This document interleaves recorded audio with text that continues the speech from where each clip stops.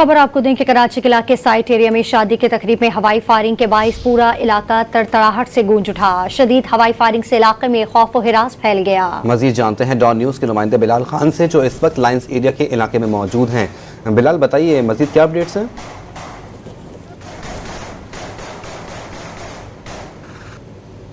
बिलाल से हम दोबारा राब्ता करने की कोशिश करेंगे, अपने नाज़रीन को अपडेट करेंगे कि कराची के इलाके साइट एरिया में शादी की तकरीब में हवाई फायरिंग के बाइस पूरा इलाका तरतड़ाहट से गूंज उठा है, जिसके फुटेज भी आप डॉन न्यूज की टेलीविजन स्क्रीन पर मुलाहिजा कर रहे हैं। शदीद हवाई फायरिंग से इलाके में खौफ व हिरास फैल गया। तफसील जानते हैं, डॉन न्यूज के नुमाइंदे बिलाल खान हमारे साथ मौजूद हैं। बिलाल, बताएगा इस वाक़े के हवाले से।